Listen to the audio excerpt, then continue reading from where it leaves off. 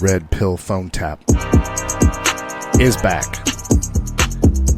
Live from Navigation Studios. I am Wesley. You are... Oh, I'm Anthony. Yeah. I thought you was asking the crowd, like, and you are, and I was like, they never gonna answer you, bro. Like, my fault. I was thinking about the last pour, the end pour of this fantastic fucking bottle. Tell them what we're drinking on tonight, because this is probably one of the best. Bulleit Bourbon Barrel Pig. Single barrel. Single barrel from the Houston Bourbon Society, a 2020 Barrel Pig. And we talked about this bourbon being the most cherriest flavored. But I love that you get cherry pie crust. Right. This is a whole experience when you talk about drinking this bourbon. And I remember asking for permission to have some. It was some kind of special occasion for you.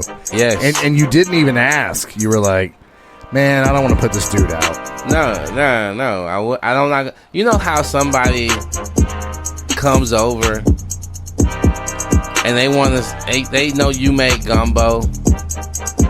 And then they ask for a bowl, and it's like, you ain't seen this motherfucker in like 6 months. Yeah, they was like, they see you making gumbo on Facebook. All of a sudden, they knocking on your door like they always come over and shit, asking for a fucking bowl of your gumbo, bro. And it's like, I'm not gonna be that dude. Tonight on the show, we have a longtime listener, longtime friend of the show, that we're gonna help out. That we're not going to mention their name, of course, but I had a long conversation with him, coaching, and tonight our show is going to be about. We're not starting the show over. My bad, guys. Tonight we're going to have a conversation about results-oriented dating.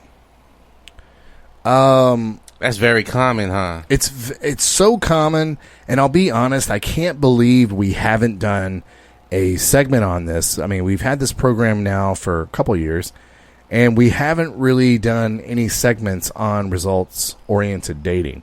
This is a very common pitfall, isn't it? Yeah, I think we touched on it. I'm sure we've talked about it, but we've never dedicated a whole segment to it. No. I think that is one of the things that if you're not careful, especially early on, you could be looking for something that you're not ready for yet. And a lot of times, and I'll say this, it's even more difficult. So there's some positives and negatives to being in a red pill group versus being on this thing on a solo journey. And well, I'm glad you said that. What are some of the negatives of being in a red pill group? I mean, number one.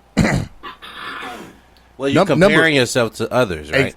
You beat me to it. Yeah. Number one, you're comparing yourself to others. And that's not what we do on this golf course, do we? No. We play the golf course. We don't play other golfers. Nope. And if you're familiar with the game of golf, all the best golfers in the world will tell you, I don't play other golfers. I play the golf course. Mm-hmm. And then, at the end of this tournament, let's see who did the best. Right. And we get paid accordingly. But the key is, everybody that's a pro golfer gets paid, right? Yep. Some get paid more than others, but you're still playing this game or you're getting paid. Let's start out first for our audience. Let's define, Anthony, what is results-oriented dating so that we, by definition, everyone knows. Okay. You're going to put me on the spot with a definition and shit. The thing for me, if I'm going to play it out in my own head, I will say that you're looking for the female's response to your either your interaction with her, or the end of the date, or any physical contact, and laughter. Can I replace the one word out of your whole definition? What's that? You said the female response. Can I replace that word response with approval? And then everything else you just said. The approval being whatever your definition of approval is. Right, approval. I'll agree. One with of them you is on that. sex. Yeah. Right? Yeah, sex. She gave me sex. I got her approval. Physical contact. Mm-hmm. Any kind of... You're looking for any positive response. And I just want to be liked by this girl. And if you don't get it, you feel like you failed, right? Right. And that's one of the things you can get caught up in, because you think that, wait, I put all this time in. I did everything right. I got the date. I've read all these red pill books. I've listened to all of Wesley and Anthony's podcasts. How come this isn't happening? And I'm going to tell you, shit, our podcast wasn't around when I was out here. And I was like, man, this shit don't work, bro. Like, I'm out here trying to repeat what they say works. And I'm like, this shit do not work. But this is what was happening to me. Every time I tried something new, I was like, well, they said if I do this, then it was going to work. But it was new to me, right? Anytime anything was new to me, guess what? I'm not an expert at it. I haven't experienced it enough to know or what to expect when I engage in this newness. Right. So when I go out there and throw it out there, I got my hook and look like it's working. It look like I got a bite, and then I pull and I ain't got no fish, bro. And I'm like, man, this bait don't work, bro. This bait fucked up. You know what I'm saying? No, man. You don't know how to use the bait. Oh, man. Anthony, you are the motherfucking Omega Supreme of analogies. and here's why. Fishing is like such a perfect analogy to this. Because you can be doing everything right fishing and still not catch fish. Facts. That is the I have done a lot of fishing in my life. You can find out, man, I'm like doing everything right. What the fuck? This fucking bait don't work. Then you can find out that the lake had a gar problem. And it's eating up all the goddamn fish. Nothing you were doing was wrong. There's shit going on under the water, under the surface, that has nothing to do with you. That is keeping you from catching fish. I love your analogy, too, because, you've got the people on land that are fishing, and they're doing their shit, but there's a whole ecosystem under that water, isn't there? Yep. A lot of shit going on. Maybe some of the predator fish have eaten up all the fish you're trying to catch. Maybe the heat has given condition. Yeah, these fish are hot. They're going to deeper waters where you can't get to them. Maybe it's about to rain, and the fish know that they're getting somewhere safe. You don't know it's about to rain, but these motherfucking fish do. And then you can sit there and doubt your fishing ability because all you're doing is judging, am I doing well by how many fish you bring in the boat, right? But there's a whole lot of other things going on. For example, how common is it, Anthony, that you went on a date with a bitch, you did everything right, didn't sleep with her. How common is it that she's talking to her ex? Oh, very. Who she is so much more emotionally attached to. Very common. How often do you know that that's why she cut things off? 0% of the time. Zero. Under the water, guys, there's a whole ecosystem you don't fucking know about. In this woman's brain, you have she could have just broke things off with her husband. You slept with her on the first date. Everything went great, and then she ghosts you. Because she was just like, I needed a rebound, fuck. She's never going to text you guys and tell you No. You're never going to know about any of this shit. And the only way, and I'll tell a story here in a moment about one of our listeners that I was trying to coach, who's a very good student, by the way. One of our listeners I was trying to coach, where he was really defeated when he was telling me his dating story. And I was like, no, bruh, this is all good shit. You got some good experience tonight. And I was trying to explain to him that when I worked in restaurants a long time ago, Anthony, I remember I had a great leader as a manager. And he told me, when I was a young manager in a restaurant, he told me, you can always break down an employee by three things. Knowledge, skill, attitude. You always have to kind of be grading people that you manage by those three things. What's their knowledge? What's their skill? What's their attitude?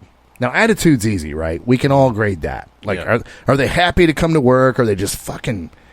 They're just assholes. Like, nobody wants to work around them. Attitude's easy. But what's the difference between knowledge and skill? And here's what it is. When you're fishing, you know what? Let me use a golf analogy. You can read 5 books about swinging a golf club. You can read all Tiger Woods books about fundamentals and Greg Norman and all these great golfers. But until you fucking pick up a club and swing that fucking golf club, like, I don't know, like 500,000 times, can you get good at it? No. Right? You can't read a book about swinging a golf club and just be a great golfer. So you got the knowledge, but now you need the skill. Right? That's the difference between knowledge and skill. So he was telling me the story about his date. And, well, let's get into it. Because I'd like your commentary on this. So he tells me he's on a date with this girl. And he tells me that she keeps wanting to have deep conversations about shit. Like, what are we going to be? What? Yeah. What are we going to be? Do you see us being together? And let's role play real quick, Anthony. I'll be the girl. You just be yourself. We're on a date together. By the way, Anthony, our second date. And I just want to see you come off the cuff, how you would act. Serious. So Anthony, I mean, how do you see us? Like, what are we going to be?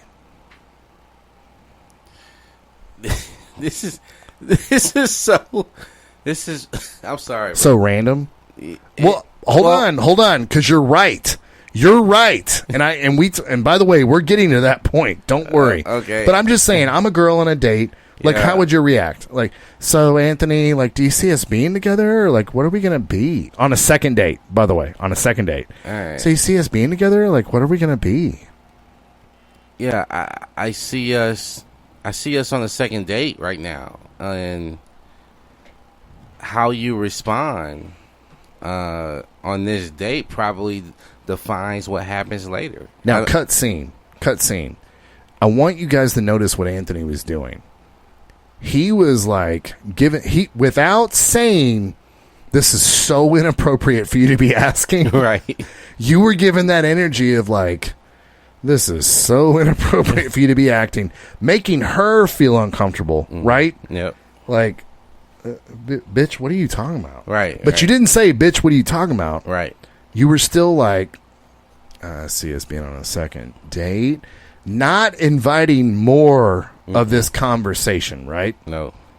Not inviting more of this. So he goes into, she had done a lot of this. And then we had sorry guys, we had a technical problem. But she was going into, and we have the listener talking, she was going about shit like, I prefer friendship first. Now I didn't remember that part of the conversation, but I do remember him saying like, I didn't know what to do when she wanted to get into these deep conversations. Okay. And my advice to him, of course, is go back to the 3 H's. Hang out, have fun, hook up. Yeah. Hashtag Corey Wayne. Shout out Corey Wayne. But Always.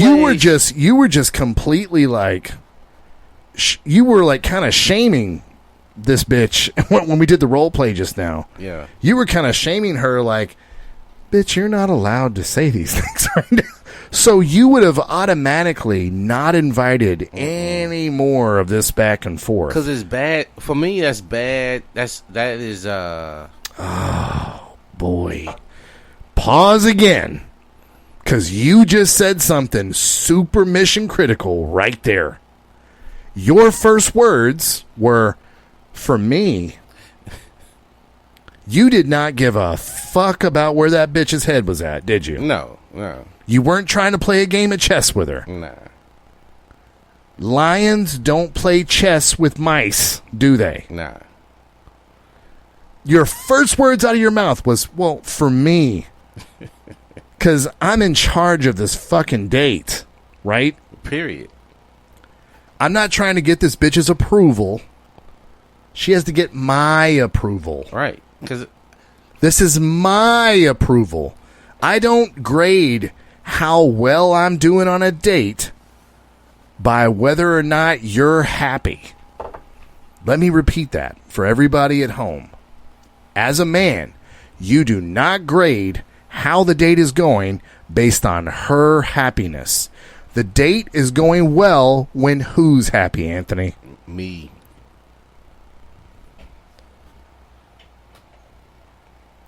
This is what we call in the podcasting world a dramatic pause.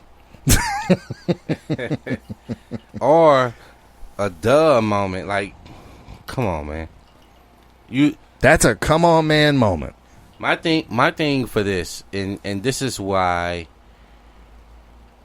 me changing my mindset had a lot to do with before I went out. Your success, yeah. Before I went out on other dates, I'll say that there was this time where I did date and I wasn't ready to date because I was still red pill raging. And when I started to date, knowing what I wanted, and if the date didn't play out that way, I wasn't caught up in the outcome itself, but more about, okay, did I enjoy myself? Yes. Is this something that I would want to do again, blah, blah, blah, whatever? Yes. Now, after I've said, you know what, it's something I would want to do again and I enjoy myself, then I assess, you know, what did it look like in her shoes, right? What did she see from me at that point? Now I'm going, because... Hold on. When do you do that strategic thinking, though? That's after the date. Do you see how that was not scripted? Everybody? I did not coax Anthony into that. And this is exactly what I told this listener. That is all after the date. All this strategy and chess moves and things like that. First of all, if you think on a date you're playing chess with a bitch, you might as well be playing bingo with a chicken. Chicken shit bingo. You know what I'm saying? You ever seen chicken shit bingo at the fucking circus where the chicken runs around and shits on the fucking bingo card? They can beat you, can't they? But there's no rhyme or reason to them beating you. It's just wherever they fucking took a shit, right? That is what it's like strategizing on the date. You're playing chicken shit bingo. 100%. Jesus Christ.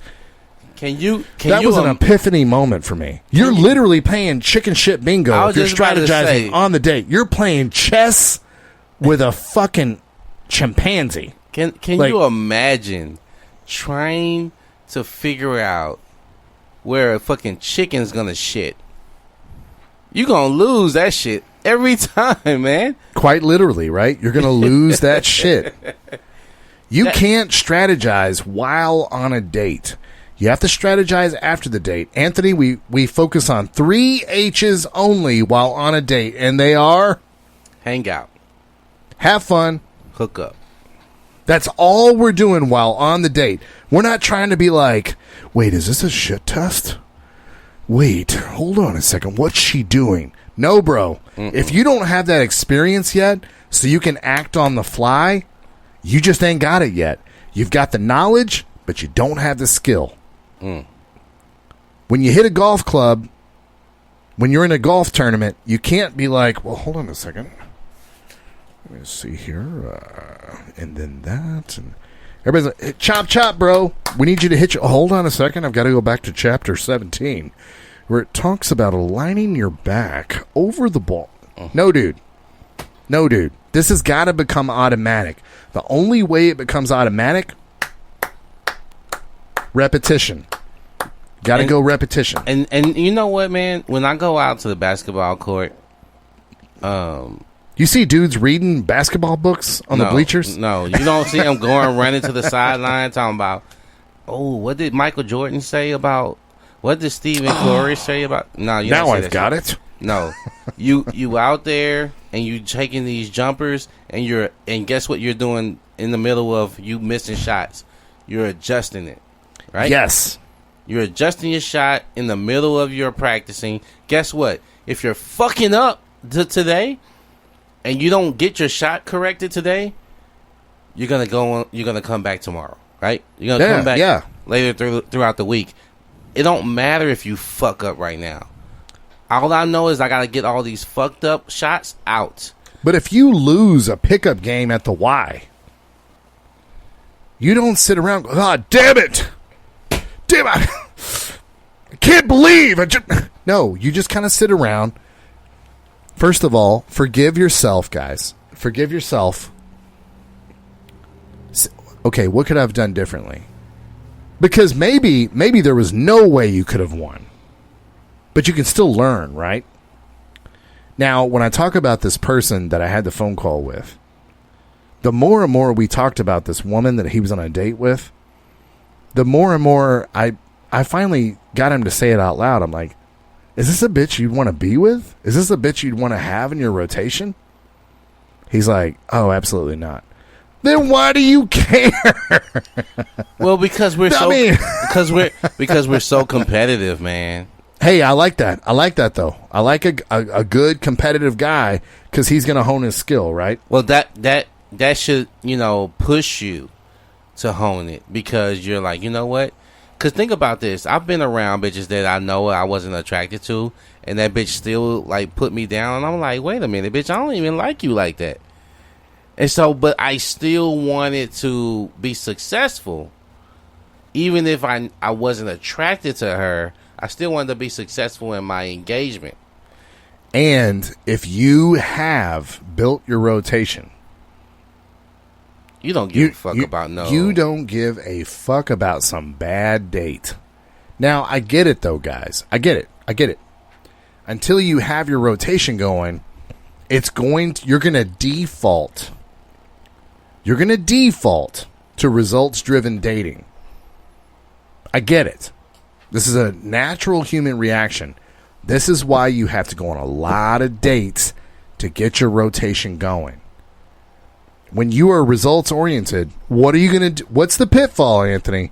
When you're results-oriented, what are you going to do the first time a bitch gives you pussy? Oh, man. They get really attached. You want a gala.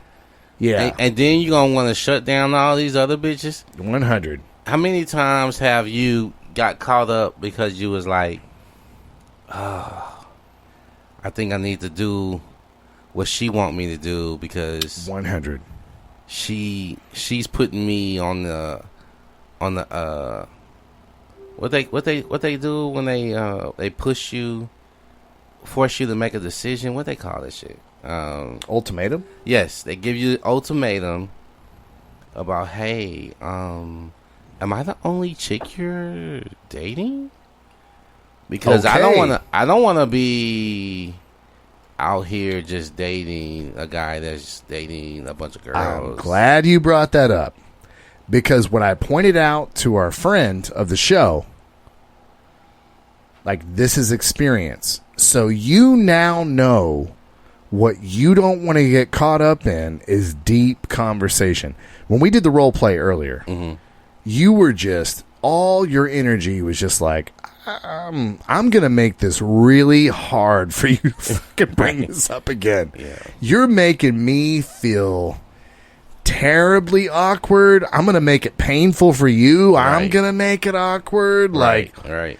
hey, I don't want to have to teach you, you dumb bitch, that bringing up long-term shit on a second date is just, I don't know, motherfucking retarded. I don't want to have to say that out loud. But Anthony, I mean, seriously, when we did that role play, you could not help but give your natural reaction. Right. Your energy was just like, oh my God. Yeah, it was you horrible. fucking weird bitch. What the fuck is your problem? And I pointed out to him, to your point, I was like, now when you sit back and strategize, you're going to be like, I got to do whatever the fuck I got to do to make sure I have deflectors for deep conversations, because that doesn't follow the 3 H's, which is hang out, have fun, hook up. And when you were just saying, oh God, I'm sorry, what were you just saying? Like, was it relationship stuff, or it was just something you had like a scripted response for? On relationships? No. When you're on dates and they say like, "What is this?" You know, man. Or no, well, like, I was responding like, well, when they ask you something like kind of quasi, they want you to try to figure out what they're saying. You make everything literal, specifically literal. Oh, okay. I've never heard this advice. Go ahead. Because you want them to spell it out. You don't want to have to try to figure out anything that they're saying. You want them to be clear and concise on what the fuck they're asking. Let's do a role play. I'm going to be blue pill. You're going to be the girl, and you're going to you're going to start with this language, and I'm going to be blue pill. Okay. And I'm going to show guys what most men do. Okay? Go ahead, Anthony. Paint me into a corner with your language that you've heard this 100 times. Go on. Oh man, I'm gonna be blue pill guy. I'll give you one that happens all the fucking time. Okay, I'm gonna be blue pill guy. All right. Man, this is so. It's hard to find a guy like you. And thank you, baby. Yeah, it's just weird that I just got this natural connection to you. God, girl, you are so sweet. I just, no one's ever said that to me before. God, you're really? so sweet. Yeah. Oh wow, that's crazy. That's why I like hanging out with you. Yeah. All right. So you're making this real easy for me to ask. What do you think is like happening between you and I right now? I think it's special. I mean, I really like it. I love hanging out with you. What are you saying, baby? I mean, like you get me, like we laugh all the time. We always laugh, and we hang out, and we always have a good time. And like time is just seems infinite, and at the same time, it feels like it's not enough time. And I don't ever want to leave when it's time to go. Like, do you feel that way? Of course, I feel like that way. What do you want? What do you want? I want to know if you like me the same way. I do, but like, what do you want? I just want to give it to you. Just what do you want? Like a relationship? Okay. We'll just have a relationship. I mean, if that's what you want, then I want you to be happy. So, we're in a relationship? Of course, baby. Whatever you want. Hey, we just had a comment on the live stream. Guys, please stop the cringe.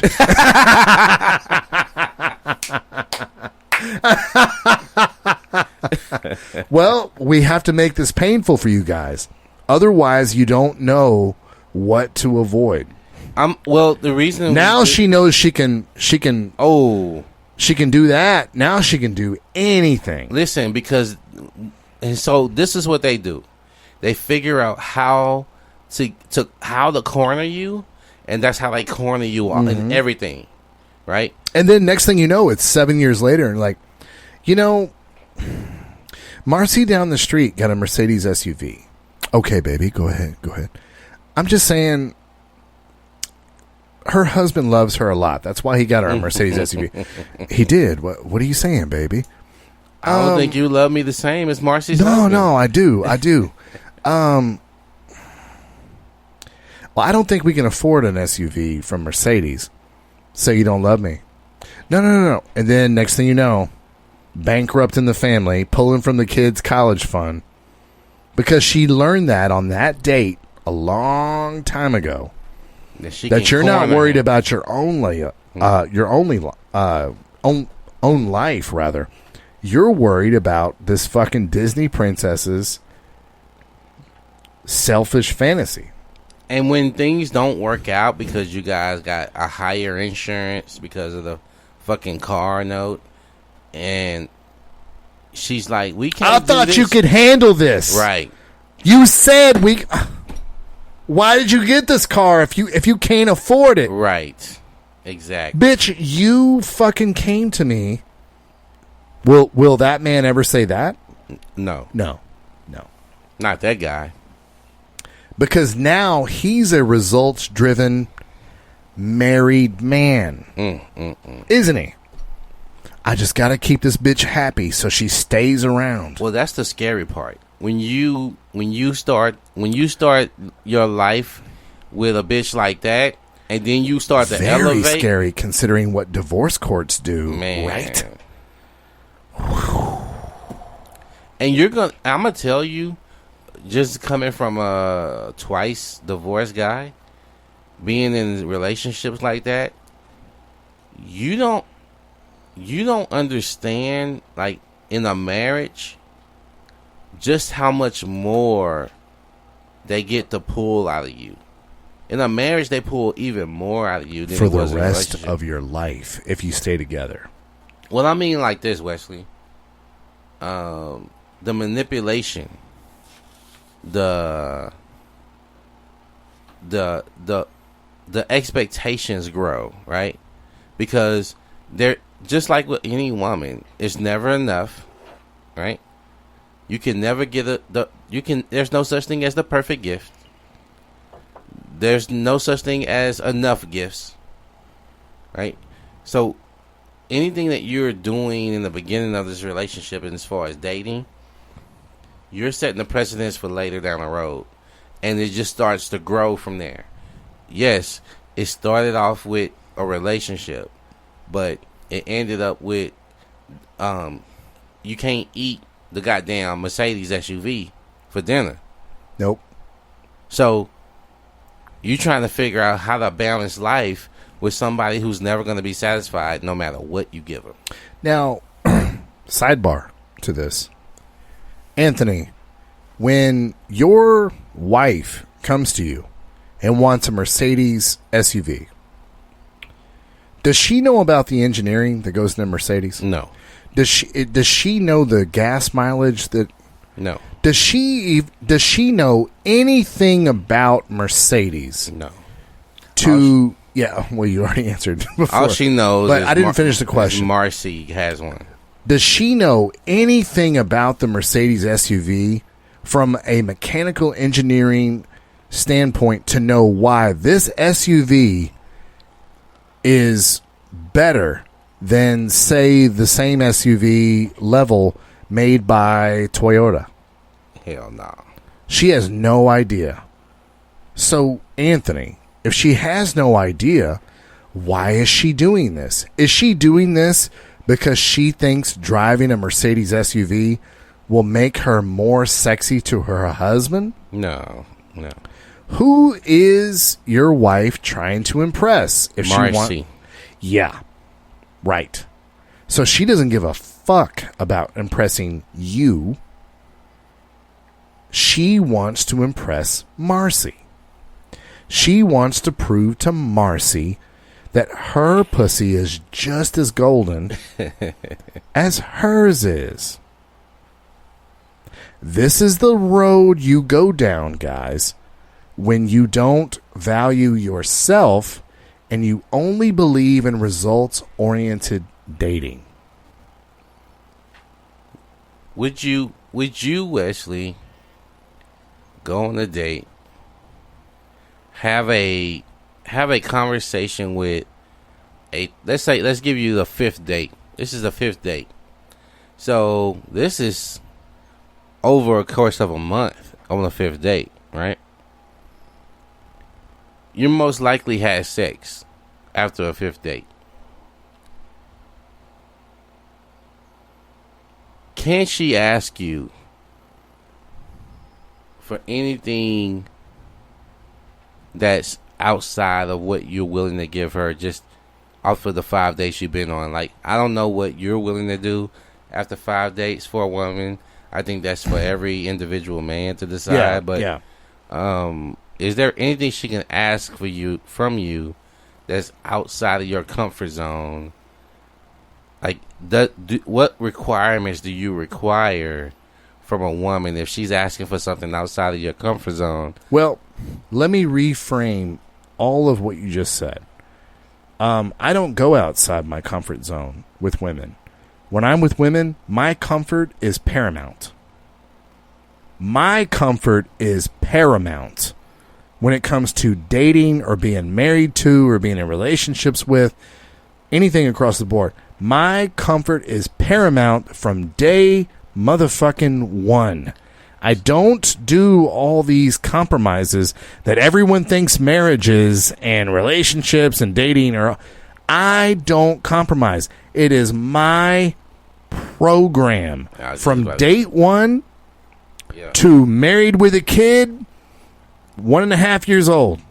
It's program. My program. Mm-hmm. You get on my program or we don't date. Dude, it's hilarious because even you sometimes you're like, you just like being in relationships and yada yada, and you're not wrong. But once I was red-pilled, I literally never thought I'd ever be in a relationship ever again. I really didn't. Because, first of all, women aren't that fucking cool to be around. Anthony, I'm sorry to say that. For a man, how much fun do you and I have hanging out together? Versus when you go on a date and it's just fucking sour. Right? Well, because there's so much strategy. Well, yeah, but Anthony, when I hear you talking about great dates, yeah, you don't ever mention sex. Ever. Nah. You always mention, like, God, me and this woman had an amazing conversation. She made me feel a certain way about a topic. I never realized that before because the chick intellectually stimulated you. But This is what guys do with each other every time we hang out. You know what I mean? Like, well, but it was, you know what I mean? You're always very impressed by, like, God, we had an amazing conversation. You know why I'm impressed by that? It mainly because I probably gave her a difficult conversation to have with a man, and she handled it, right? Yeah. And then she may have intrigued me with a conversation with passion that was below just surface level, right? Yeah. Where I can ask her a question, like several questions into the topic, and she can go deeper than that. So that impresses me because that lets me know that you have an expert level or you have a certain expertise in the topic that you're talking about or a certain passion in the topic that you're talking about. And a lot of times when I deal with women, man, they have this surface level knowledge about multiple topics. They think they know way more than they do. But when it comes to actually digging into the topic on another level, and so some people have this like faux passion about something because you can tell that it's rehearsed, right? You can tell that it's something that they say all the time. If you had enough conversations with women, you can tell what's something that they say all the time versus something that's actually they're passionate about. Or something that's organically that they're talking about in the moment. And you and I have talked about on this program how all women's dating profiles are the same, Yes. right? Yes. So you going on lots and lots of dates because you were single after your red pill way longer than I was. This must be like repetitive to you. It's man, I'm trying to tell you, it's one of those times where I was like, I don't want to date because I know what I'm gonna experience, and this is I know what they're gonna say on this world topic, on Right. this blah blah blah, on this. But then every once in a while, you would come back and report to me. You would be like, "Man, I had this great date the other day." Yeah. Well, because No, but I I'm get good. it. I get it. I'm good at. I married the bitch that I had a great date with. And I never thought I'd be in a relationship ever again the rest of my life. But I was like, God damn, not only does this bitch get on my program, I like being around her. I still like being around her. Doing this most stressful fucking thing you can do, which is raising a toddler. I still get excited when that bitch comes home. Still.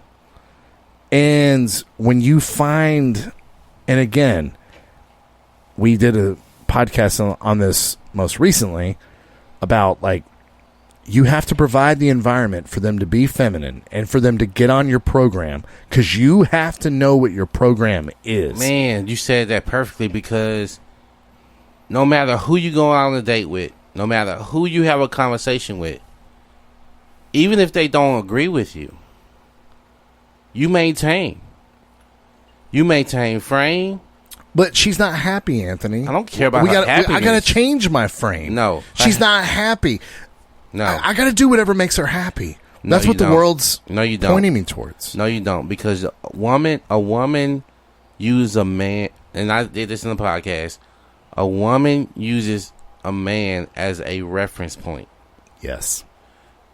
She will conform to you. She wants to make sure you're a solid base, though.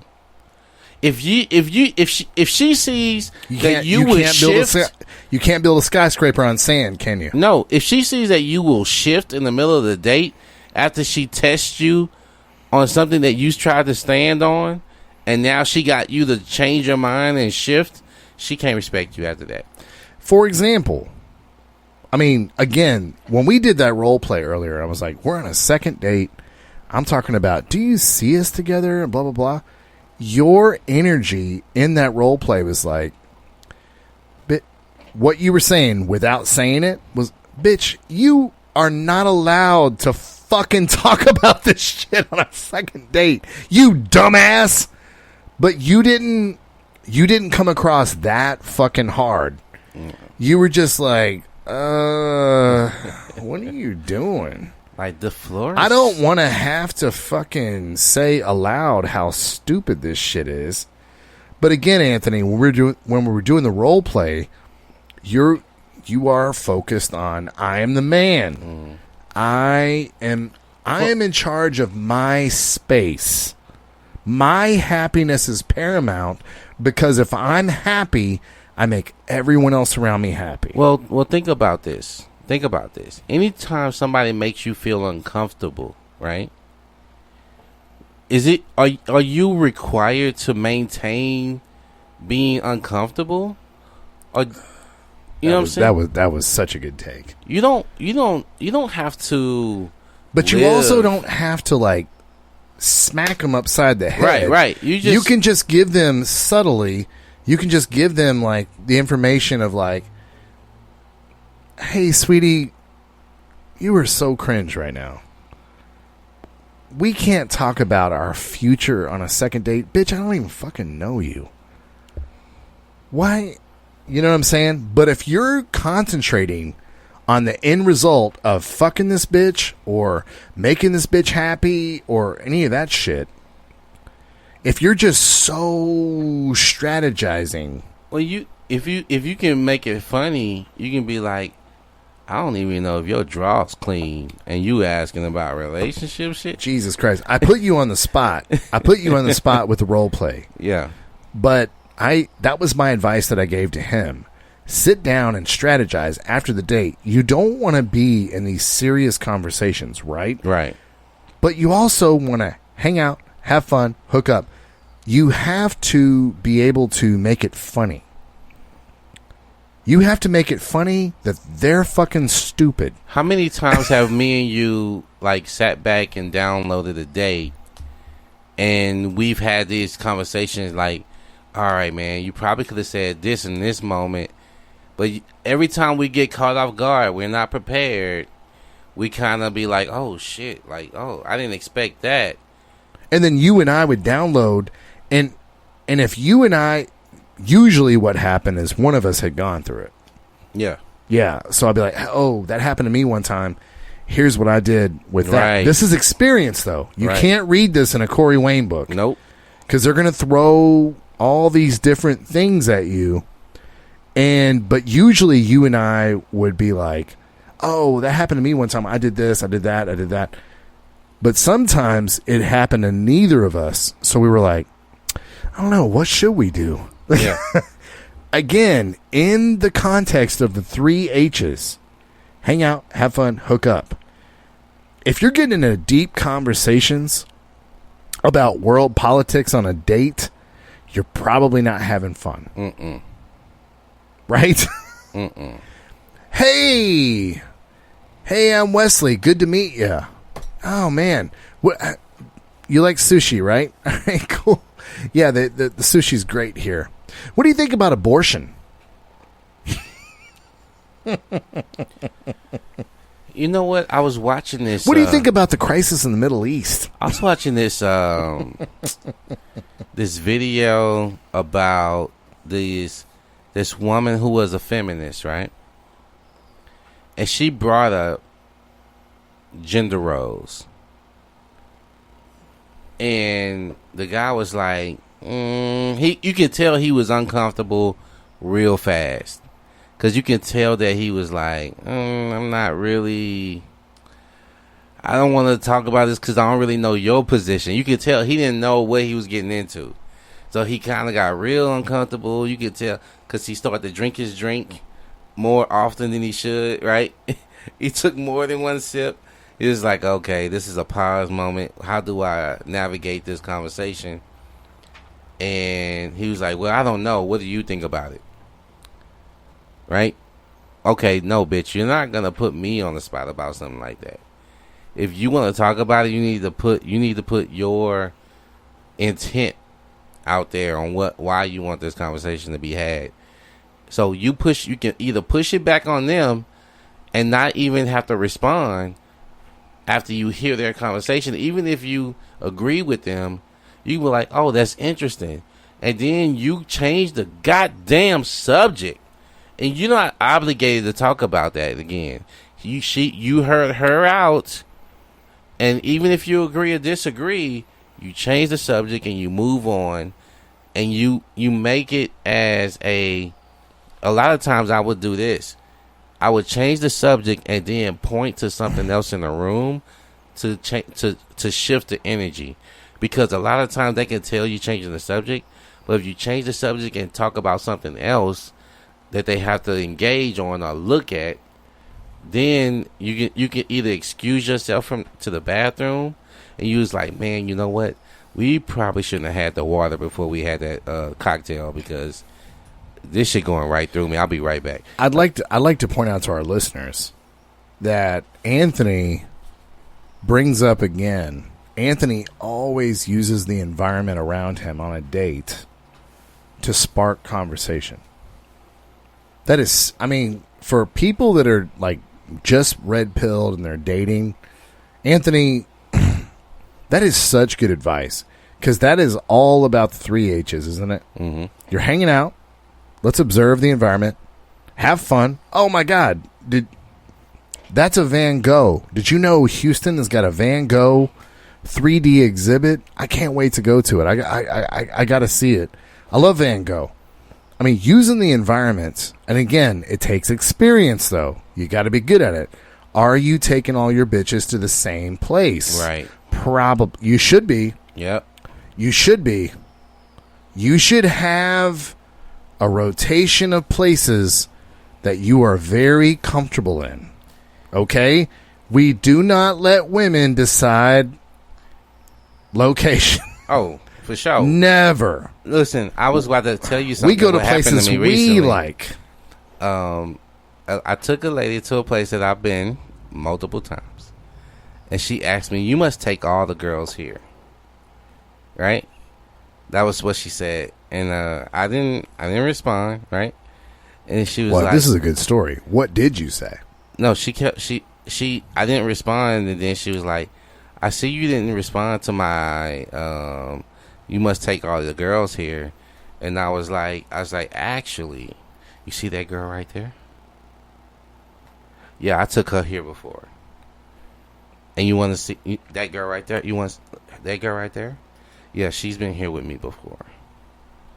And then she was like, "Wait, what?" I got her looking all across the restaurant, looking for girls now, who I said she been here with me before. Now, to our listeners, this is really like daring humor, right? Because she doesn't know if you're joking at first. No. At first. Yeah, at first. But then you start pointing to everybody. Yep. And like married women with kids and things like that. And then they know that you're joking. Right. And then she just like forgets the whole idea she fucking started with. Exactly. Because you're making a joke and having fun out of everything. Right? I mean, we're not worried about where this date's going. Anthony having fun is paramount to this date. That's the point of going out, man. Well, I mean, some of our listeners need your wisdom here, sir. Well, the thing is that anytime I go out on a date, I'm inviting her into my space. Things that I like to do, places I like to go, things that I like to eat. I'm inviting her in my space so she can see how I enjoy myself. Okay, listeners, I had a lean back in my chair moment because it was kind of light bulb how you described that just now. Mm-hmm. For our men listening, Anthony is inviting these women into his world. If this was Star Wars, you're inviting this bitch to your planet. This is how my world works. This is how we do things on the planet of Tatooine. Right? This is how shit is here. There's like this bar and this band's playing and Han Solo shot somebody over there at that table. This shit's crazy. But you're just like, this is how shit works on my planet. From date one, Anthony, and I want to point this out to all of our listeners, from date one, Anthony is showing them you are on my program.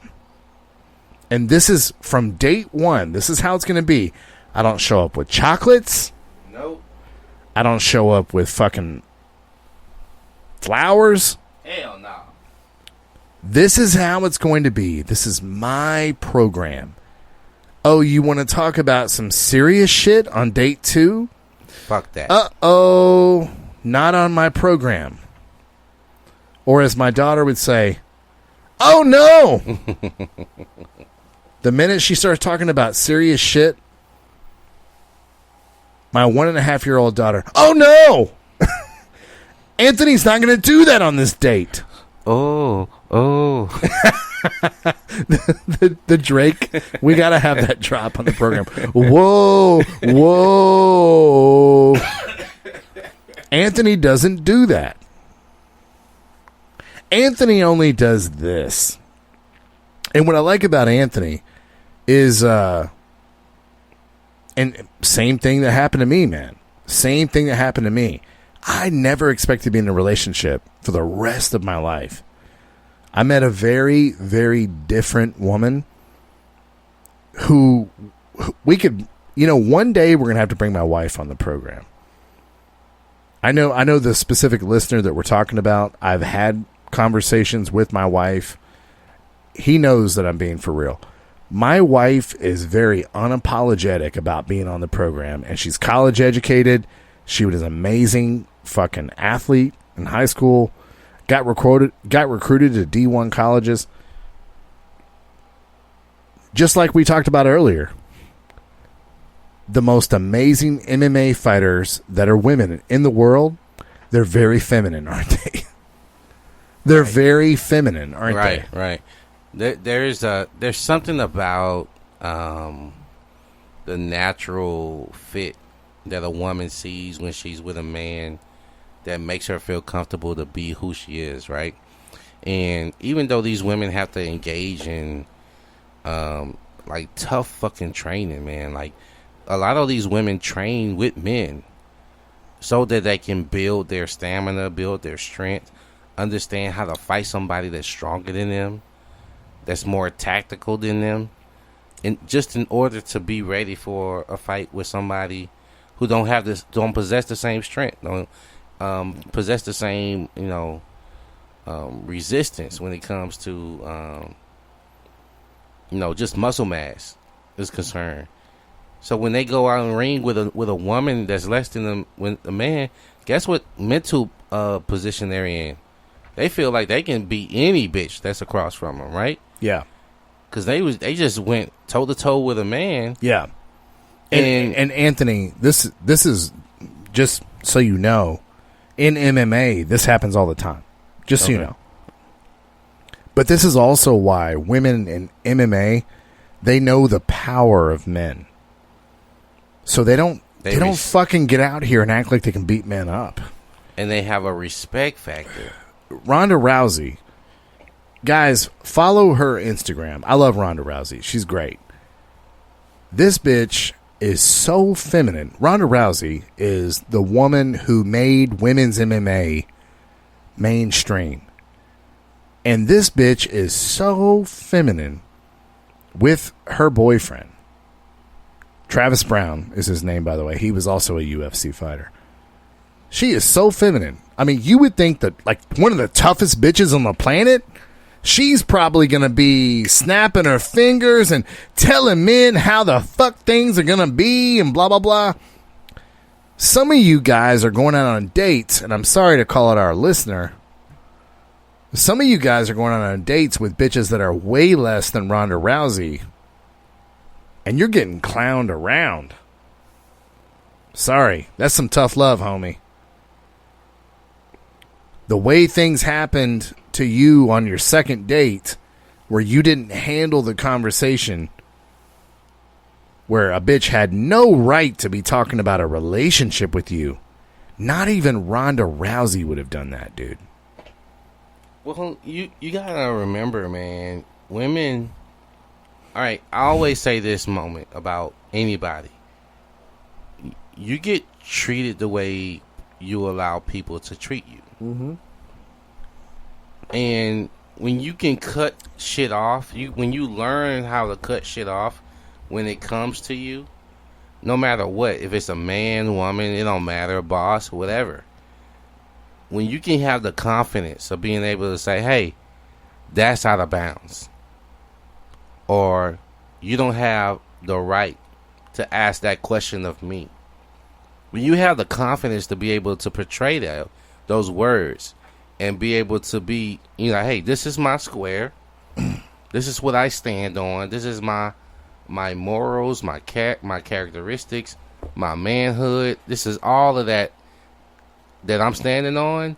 I have the confidence to tell you that you don't have the ability to be able to come to me in that manner, because recognize, you know what I'm saying? Bitch, recognize. But Anthony, what I want is... I don't fucking care about your No, voice. Anthony, I disagree with what you just said. What I want is...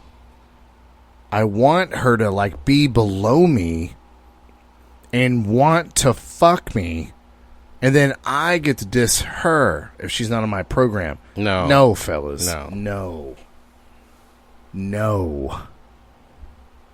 Yeah, that's not going to happen. These arrogant, narcissistic bitches, you are never going to have an opportunity to diss them.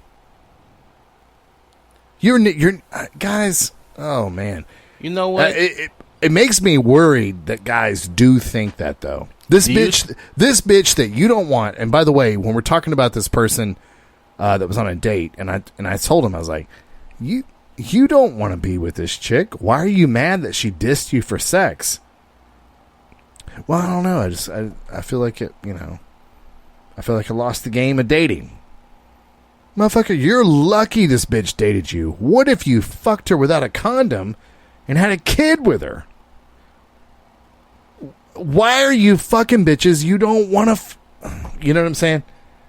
Do you think, and this is an interesting question I just had this epiphany on, you think we date women beneath us because we want the success? Yeah. Well, it all comes from, like, lack of believing in yourself, right? Yeah. Yeah. Because yeah. I think I want to 100%. Yeah. I want to caution you for reaching for low fruit because they will diss you just as the easy. same, just the fucking same, and then you feel worse because you was like, I didn't even like that bitch, right? And then you're like, and that bitch still dissed me, so you feel even worse. So the thing is, well, hold on. Before we leave that topic, though, I need all of our guys that are fucking 10s to understand. And I'm talking about Drake. Drake. I'm just going to use Drake as an example. There are 3s out there that would diss Drake because they're racist, they don't like black people, or whatever reason. There are 3s that would diss Drake. So, motherfucker, if you're on a date with a 6, which is just slightly above average, and she disses you, and Drake got dissed by a 3, what is your problem? This wasn't a bitch that was going to be on your program anyway. None of us are immune to this shit, bruh. If you ever think that you're gonna go out here and date and come out unscathed in this dating environment where bitches have been told the world is theirs without having to do a goddamn thing for it, bruh, you know what you sound like? You know what you sound like when you think that? You sound like a guy that's a wide receiver in the NFL, and you're like, I'm going to become such a good wide receiver that I never get tackled. My whole career. I'm going to be so good and so fast, I'll never get tackled. My whole career.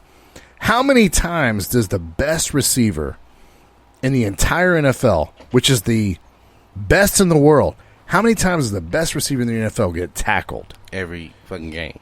I mean, hundreds of times a season, bro. Yeah. Hundreds. So if you fellas think you're going to be out in the dating game and you're not going to get bloody noses, guys. And if you want to sit down and download because you went out with a crazy bitch that wanted to talk about relationships on date 2, and you feel like you got to go back in the corner and reevaluate yourself and how you're approaching dating and doubt yourself and all this shit, guys, come on, fellas. Come on, man. You just went out with a crazy bitch. Anthony, do normal women go on a second date and start talking about relationship shit? No, they don't. But you went out with one, and then she dissed you, and you think that it was something you did. No, you just went out with a crazy bitch. I'm sorry, man. I mean, when we did the role play earlier, you were just so like, I don't know what to do here. This has never happened to me before. Yeah, I don't give... But your whole energy, the way you did the role play, your whole energy would have totally discouraged a woman because you're probably doing what prior to that? Having fun. Yeah, and she's fucking it up. And then she comes in with this weird conversation. You're like, what the fuck? I thought we were having fun. Bitch, why are you bringing up when your mom died? Well, 3 years ago. So it's like, there's this cartoon I want you guys to look up. when it has the left side of the brain and the right side of the brain fighting on a date, like in this guy's head. Oh, really? And man, if I find it, I'll put it in the Discord. But it's very funny. And this guy, the red side of the red side, I guess I can remember that because I'm envisioning. And I don't know if it was the left or the right side, but this guy was like, it was the horny side. So he was all confident. He wanted to dance. He was giving her the wink. You know, he's giving her the gaze. And he's being kind of sexual with her. And the other guy is like the neat guy. The one of the guys like, yeah, I want to have kids. I want to have, you know, he's real dorky and trying to, hey, you're putting too much horniness. You know, they're fighting each other because he's like, hey, wait, you're putting too much horniness. He's like, no, you're looking like a dork. You know, he's like, no, she's getting uncomfortable. You know, he's like, I don't care. And so they're fighting and shit. And it's really funny, but the woman has the same fight in her head going on. Oh, okay. And her craziness was talking about, you want to have babies? You want to have kids? Like on the first date type of stuff, right? And because then, like, the panic button was like, is this a marriage type of guy, right? And she's trying to keep it from pressing the marriage button, right? Because they have their own fight in their head. And they're looking for you and how your responses are to certain bullshit that they put out there. Because guess what? The whole date that they're on with you, they're trying to disqualify you. Yes. They're trying to disqualify you. So why would you worry about what they're trying to fucking do to you? You should just hang out, have fun, hook up, and be in your own element, doing what the fuck you want to do, how you want to do it. And if she ain't down for your program, why are you worried about losing the bitch? Because if you are ever trying to please a bitch, it's like trying to please a cat.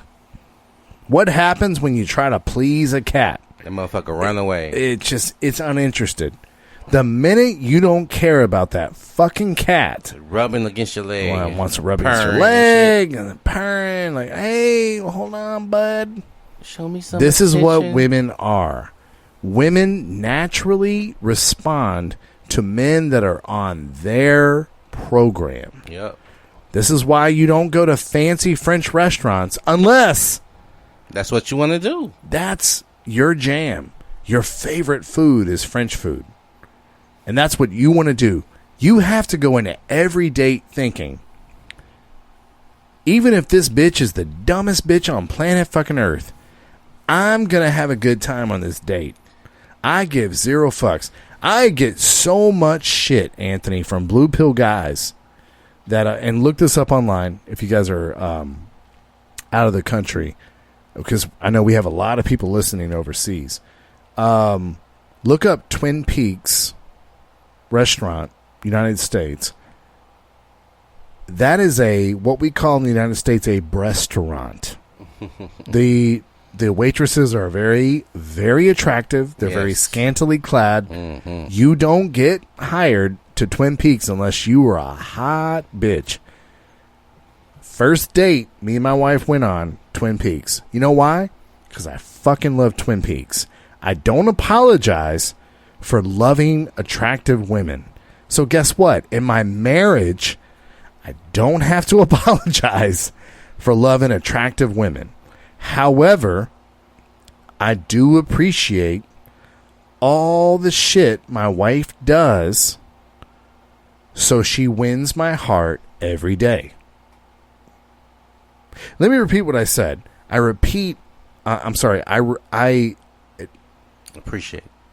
appreciate all the shit my wife does so she wins my heart every day. She does shit, Anthony. Takes care of my kid, cooks me food, sucks my dick, rides my dick. Like, this is all, like, she's winning me every fucking day, but she knows I have the ability to get other women.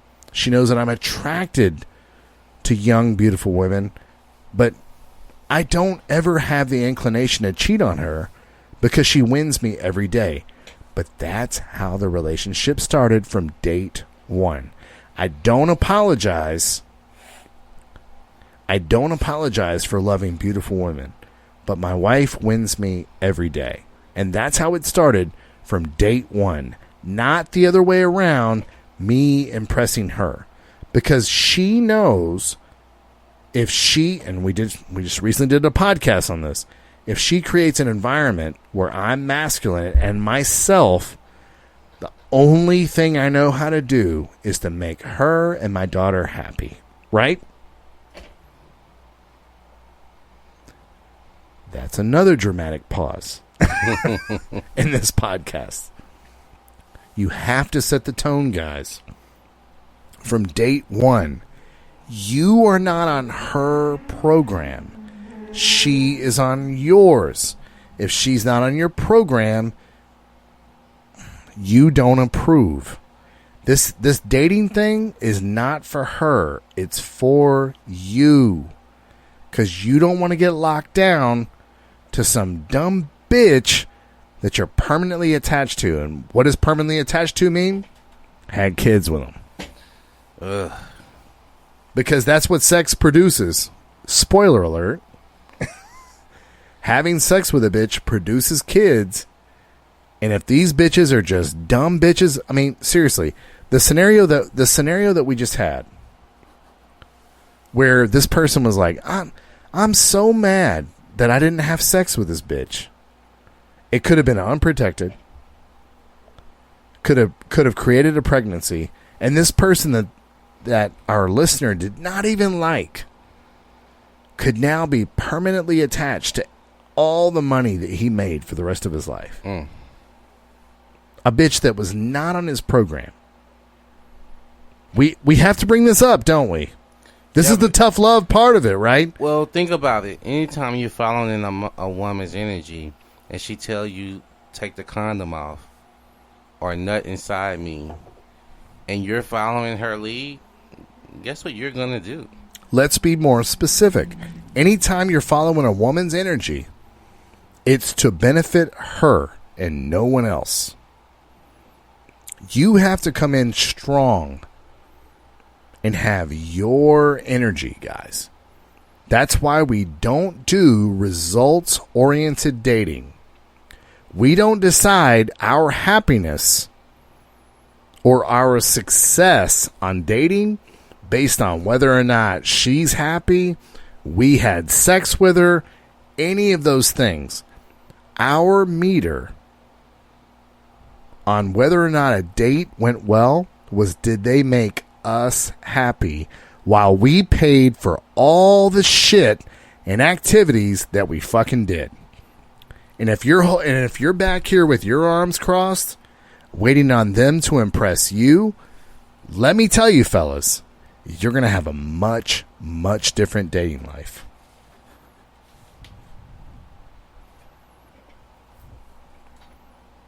We've had a lot of dramatic pauses here, haven't we? Yeah, man.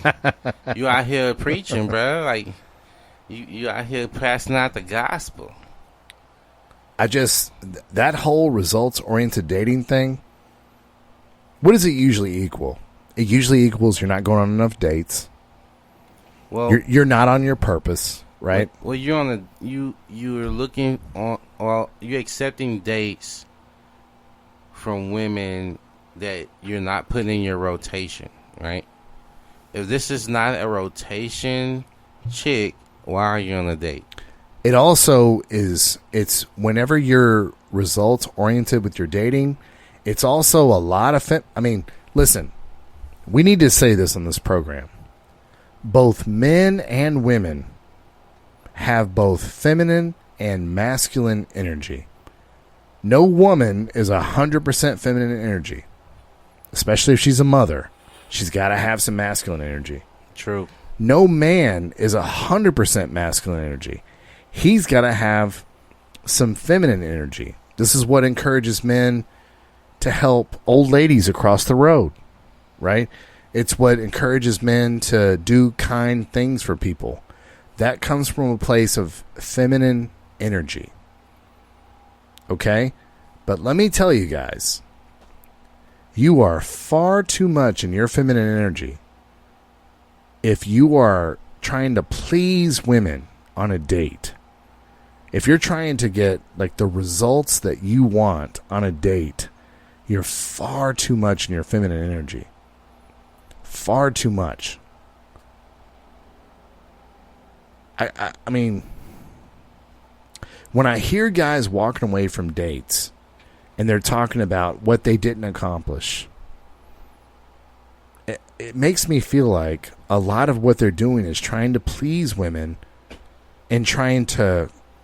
It's like they're on a sales call and they're trying to coax these women into what they want to do, and they're just kind of... They're taking them out to dinner like you would take out a client in sales, right? Mm-hmm. They're trying to, hey, I want you to fuck me, and here's some good reasons why. Well, I'm serious. This is really common in business, isn't it? Yeah. That's not how you should be dating, guys. The way that you date is you're allowing women into your environment, and you're going to follow the 3 H's: hang out, have fun, hook up. And that's all dating's about. All this strategy shit you guys are doing, all this shit where you're trying to please a woman on a date and things like that, all this shit where you're beating yourself up after you get off the date because you didn't fuck her, guys, fellas, you're missing the boat here. I think a lot of times when the results matter more than the date, you probably are giving out some needy energy. Mm-hmm. And Anthony, I'm glad you brought that up, because that is obvious, isn't it? Yeah.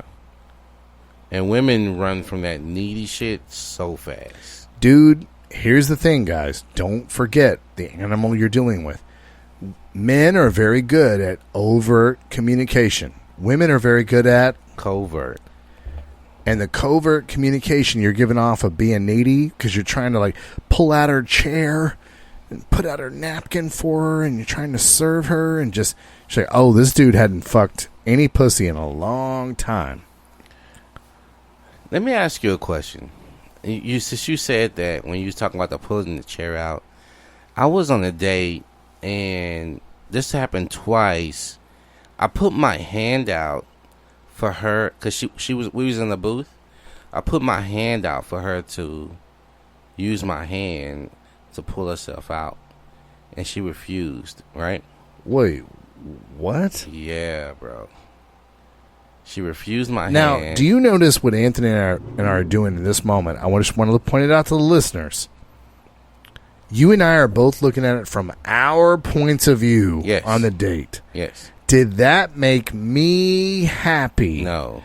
Yes or no? Right. And I'm telling you, if I put my hand out to help her out of the booth and she refused it, I'd be like, this fucking dumb feminist. Yes. I would have had so many things that I thought about her.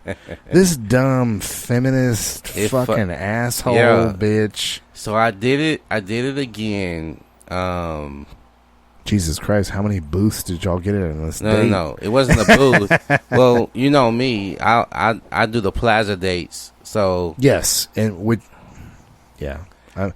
should have talked about that on this segment, but you have to go to multiple locations on a date. Yes, for sure. So we went somewhere else, and I said, I'm gonna give this bitch a second chance. You know what I'm saying? And so I gave her a second chance to do it. Well, hold on. Before you go to that, you also are probably thinking maybe the energy has changed. Well, right? yeah, because I shifted. I shifted atmosphere. We able to build more rapport later on. Able to get more physical. Were you having fun throughout the day? Yeah. Okay. But that threw me off because we had good. You know why it threw you off? Because you weren't having fun. Well, that in that moment, right? That didn't let me enjoy that moment, right? I wasn't enjoying that moment to physically help her, right? Even if she said, you know what's weird? We enjoy as men, we get an enjoyment out of helping bitches, don't we? Yeah. I never really thought of that till just now. We actually fucking enjoy helping bitches. Bitches don't enjoy helping nobody. They think it's a fucking thing they should get paid for fucking raising their own kids. But that's $100,000 a year job being a mom, staying at home mom. But they don't have the joy that men have by servicing motherfuckers, do they? No. These fucking terrible creatures. I'm sorry, man. Go on. Jesus Christ, these. And so, God damn, these fucking bitches. I are had so made up my evil. mind that if she doesn't accept my hand again, that this date was gonna end, right? And so she accepted it the second time. Oh, okay. And then I said, you know what? Fuck that. I'm going for 3 because I want to make sure. I want to ensure that this bitch is okay with me putting myself out there like that, right? Now, I want to point out the paradigm. The paradigm here, before we go into the third handhold, Okay. I want to point out the paradigm that Anthony's in. Anthony's in the paradigm, am I happy? Is this bitch meeting my standards over something as simple as a fucking handhold? We're not getting fucking clogged up with serious conversations about, hey, what do you think? What do you think we're gonna be? And blah blah. No. He dictates the tempo of the date. Now, mind you, Anthony's been on, Jesus Christ, thousands of dates at this point. Easily thousands, right? Yeah. I mean, that's a lot of dates. Thousands of dates. That's a lot of dates. So you have a lot of experience to pull from. But use Anthony's experience. He's like, my program is paramount. So you went for the third handhold. What happened? She used it. She used it Oh, really? to let her get into her truck. So at that point, I was like, okay, cool. She's accepting my help. So at that point, I got more relaxed. Because at first I'm like, I'm still on edge because I'm like, okay, I got to get rid of this bitch. You know what I'm saying? Well, I want to point out to our guys, too, bitches don't get on the program from fucking page 1 sometimes. Right. They got to feel your energy. Mm-hmm. This couldn't be like a thing. Look what would have happened if, like, the first time you reached for her hand, she didn't grab it. You just walked away from the date. I'm serious. Our listeners need to hear this. Yeah. You were like, okay, well, we're still on the date. Let me grab. So she grabbed 2 out of 3. Yes. 67%. 2 out of 3. So she probably got another date with you. Yes, she did. Which she ended up paying for, actually. But bitches fuck up on dates, guys. We're not trying to fucking build a woman haters club over here. We're not trying to be like, yeah, she fucks up one time, fuck that bitch, yeah. And then we come on the Discord, we come on the Red Pill Phone Tap Facebook.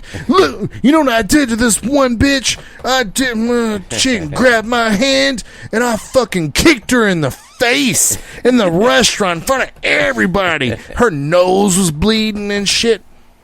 That's not what we're preaching here, dude. That's not what we're saying. However, you stayed on your program. Mm-hmm. You were like, that's not on the Anthony program. Let me give her another chance. Seduction doesn't happen all at once, right? Right. You stayed on your program of like, all right, we're going to hang out.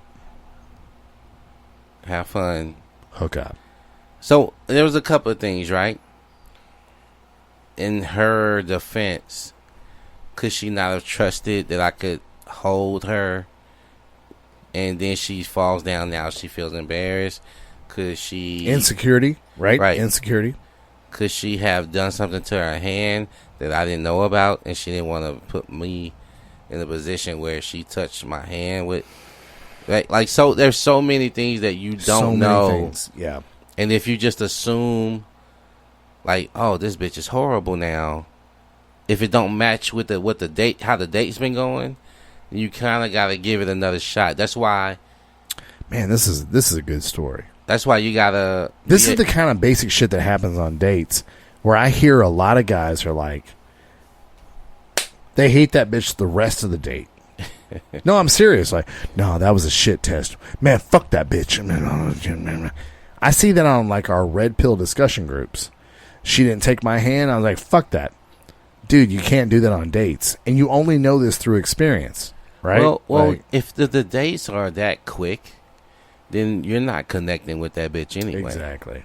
So I purposely move my dates to multiple locations to gauge interest and heighten attraction. You know, I was able to be more physical with her at that time. She started to hold my arm, like she grasped both her arms around my arm. Oh, really? Yeah. We went to, but Anthony, and I'm looking at somebody specifically right now, but Anthony, because she did this wrong thing, aren't you supposed to punish her the rest of the date? Like she did something wrong so that you can prove a point? A punishment goes to like girlfriends, wives, and like your rotation chicks. Somebody you have rapport with. If somebody I'm just trying out, why I'm putting energy and punishing a bitch for it like that? She don't deserve that time, you know. So I just moved the fuck on. To what? Hang out, have fun, hook up. Cause and if she ain't the one to do that with, I go to the next one. So, you know, I'm not allowing a woman to shift me. Especially on a date that I'm, you know, navigating. Let's make this more simple. Anthony, when it comes to calculus, can you know how to even do calculus? No. Or algebra without knowing your multiplication tables? No. You can't know. A lot of our listeners are trying to learn calculus before they know 4 plus 4 equals 8. I need you guys to understand your multiplication tables first. 3 times 4. 12. Why you asking my math, bro? 4 times 4. 16. Do you see how quickly he knows this shit? Anthony, what about 4 times 9? 36, bro. Why you going don't do that to me. I've been drinking. 3 times 9? 27. Exactly. But the way you know your multiplication tables is how well you know hang out, have fun, hook up. Is your multiplication tables on dates? No. Everything you just rattled off. You're like, okay, we might be doing calculus, we might be doing algebra on the date because you're experienced. Mm-hmm. But you know your multiplication tables of hang out, have fun, hook up. So you're saying you need your basics figured out before you can even try any other thing beyond strategy. Because the thing about this, if you're on a date and you're thinking strategy, you're not on a date. That's a good point. I never thought of it like that. You're like, that's not a date. That's not a date. There's no way I'm strategizing on a date. Because some guys think they're on a date playing a game of chess. Some guys think they're on a date doing a Rubik's Cube. I'm going to Rubik's Cube the fuck out of this, and when I win, get the pussy. No, man. Women open their legs when they see you having fun, being yourself, doing shit you like to do, having fun, while they're having fun with you. Wesley, You know how many women say they like bourbon? And do you believe it? Not at all. So I was. What's weird is my wife is just very much like, I don't hate drink bourbon. that shit. Yeah. I don't drink that shit. Every woman that I like, when I talk about bourbon, all of a sudden these bitches love. I'm like, bitches don't love bourbon like that. No, and so I was like, okay, I'll let you. But this is the thing, though. What they're showing you is that they're willing to be on my program, right? So you're not trying to like disprove that they love bourbon. No. You're like, okay, bitch, you're dumb, but let's help you out. Well, if you get on my program, you will learn a lot of shit about bourbon. I asked her this question. I said, well, what's your favorite bourbon? Whatever the one you give me. That was her question. That was her response. Right. So you know this bitch ain't no bourbon drinker, right? However, you also know this is a bitch that's ready to get on your program. Right. So don't throw out the baby with the bathwater. No. You don't have to be right. You don't have to get the result you want date 1 or even date 5. Or you don't even have to be impressed by this bitch. Yeah, you just have to be yourself. That's it. Just be Wesley. Just be Anthony. Just be Bruno. You just have to be the person that you are. And when you're being the person that you are, women will look at you as a powerful male. And they'll be like, damn, I want to be part of that. Anytime a woman see you and your expertise, either in higher knowledge, higher skill, higher physicality, higher spirituality, it don't matter. Once they see you in a higher realm of expertise, they respect the fuck out of you. And it don't matter if they can, if they are on, if they understand it or not. If they have no idea what that is, they see you're passionate and you put a lot of time and effort into it, and you when you speak about it, they can tell that you love that shit. They are like, oh wow, and like when I talk about my podcast ain't shit. When I talk about my podcast, them motherfuckers think I got thousands of followers.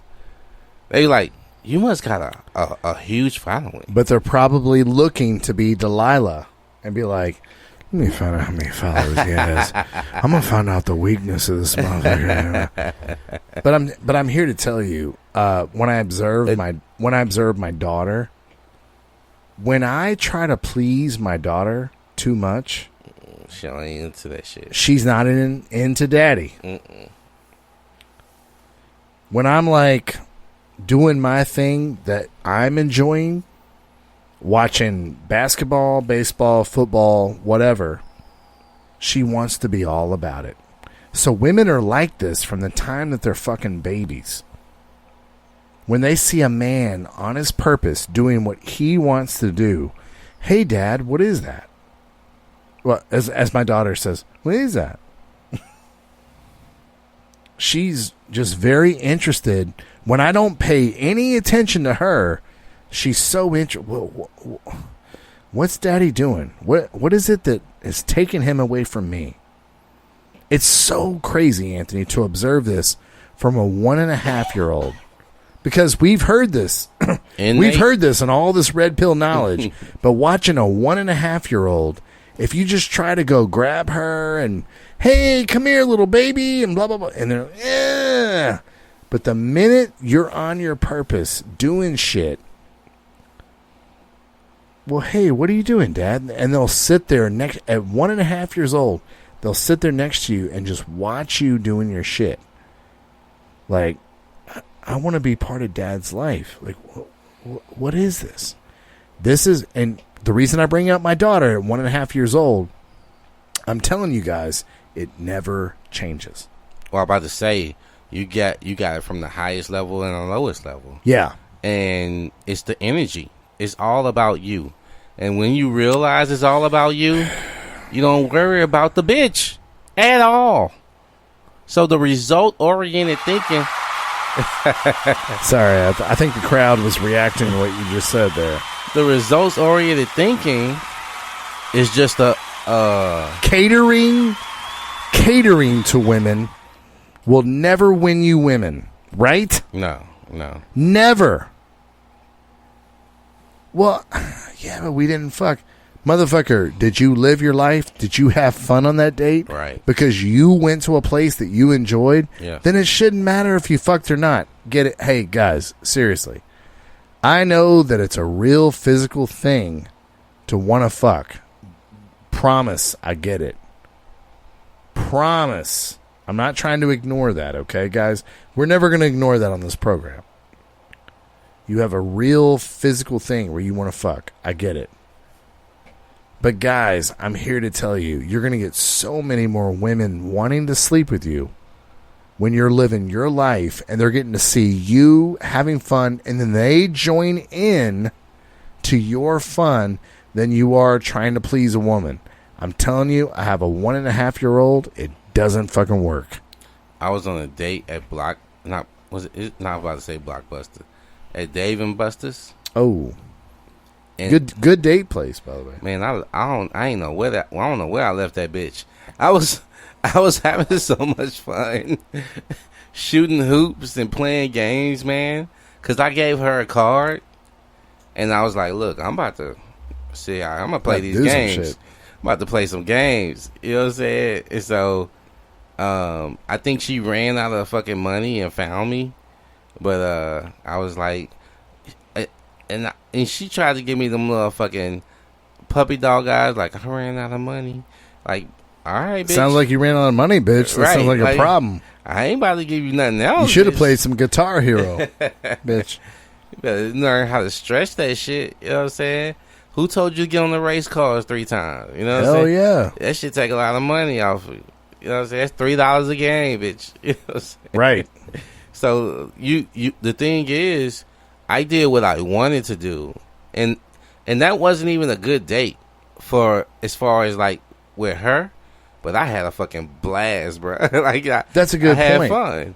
Yeah, and Anthony, many people are commenting right now that when you're shooting hoops at Dave and Buster's, you don't have to dribble through the legs like you did. Listen, But listen, you got. I know you had to James Harden it. I know you had to James Harden. I had to do the step back. You know what I'm saying? You had to go Euro step. Yeah. And I was telling people, listen, man, this is the hoop area. Y'all gotta drink y'all drinks at the bar, bro. You know what I'm saying? It's gonna get spilled over here. For real. I'm gonna Euro step. I'm gonna dribble through the legs. I'm gonna step back. I'm telling you, man. When women see you having fun, you're far more attractive to them than even this, Wesley, even engaging other people. That's one of the things that I make sure I do. Hold on, Anthony. You talk about this a lot. Go into this because engaging other people while on dates, it demonstrates to women that how social you are. Like, go into that because I know this is a big thing for you. You like to engage other people while on dates. Yes. This is a thing that if you implement this in your dating strategy, you will figure out this. A woman will watch you engage either with male or female, doesn't matter, and see how you interact and how the person responds to you. And the way if you can get positive response from the people you engage with and interact with, she feels like she should be giving you positive reactions as well. And if she's not, then she's the one that's off, right? So make a habit of being able to engage with the hostess, the bartenders, the waitress or waiter, the cooks, if you can see the cooks, the person, your table next to you, up the table across from you. Those are a lot of people you can engage with just on one date. And the people outside, you know, when you're walking, saying hello, being open to conversation outside of your date. And what I've learned with those is that they seem to want to be closer to you because they want to be with the guy that's bringing fun and happiness and laughs to other people, and they want to be associated with that guy. So they want to be able to say, I'm with him, this guy's cool, I'm with him. Or he decided to be with me. Yeah, but Anthony, I've just found that, I want to make the girl feel like she's the focal point of the date. I want her to feel really comfortable with me and just know that, like, she's the most important person in the room to me. So I don't want to, like, go talk to other people because that might make her feel uncomfortable about herself. And I just don't know if I want to. All right. Before you unsubscribe, sucker, let me tell you this.